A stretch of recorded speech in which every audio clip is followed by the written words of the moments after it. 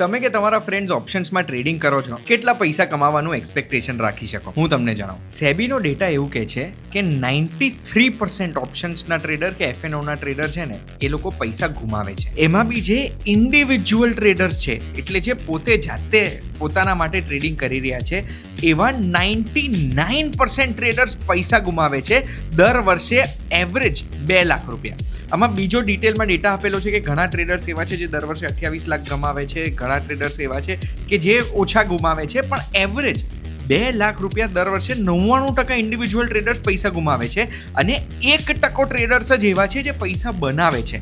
તો અગર તમે એફએનઓમાં ટ્રેડિંગ કરતા હોય અને તમને લાગે છે કે તમારી પાસે બધું જ છે ને તમે બનાવશો, તો કેટલા બનાવશો? સેબીનો ડેટા કહે છે કે જે 1% ટ્રેડર્સ પૈસા કમાવે છે ને, એનો એવરેજ પે આઉટ વાર્ષિક 1 લાખ રૂપિયા હોય છે, બધા કમિશન કાઢ્યા પછી. તો આટલો બધો લોસ થાય છે, તો પ્રોફિટ થાય છે કોને? તો જે મોટા ઇન્સ્ટિટ્યુશનલ ઇન્વેસ્ટર્સ છે, મોટા એફપીઆઈ છે, જે અલ્ગોરિધમ વાળું ટ્રેડિંગ કરી રહ્યા છે, એ લોકો બધો પ્રોફિટ લઈ જઈ રહ્યા છે. એટલે ઇન્ડિવિજ્યુઅલ બેઝ ઉપર જો તમે ટ્રેડિંગ કરવાના હોય ઓપ્શન્સમાં અને તમે પોઝિટિવ છો કે તમે કમાશો, તો ડેટા એના વિરુદ્ધ આંકડા બતાવી રહ્યું છે. ફ્યુચર અને ઓપ્શન્સ એ એક ફાઇનાન્શિયલ પ્રોડક્ટ છે અને એ સૌથી વધારે કામ હેજિંગ માટે આવે છે. અને એ જો તમારે સમજવું હોય ને સાચું કહું આખો વિડીયો જોવો હોય તો કમેન્ટમાં મને કહેજો, હું ફૂલ વિડીયો બનાવી દઈશ, પણ એ પહેલાં સબસ્ક્રાઇબ કરી રાખજો યુટ્યુબમાં સાચું કહું ને.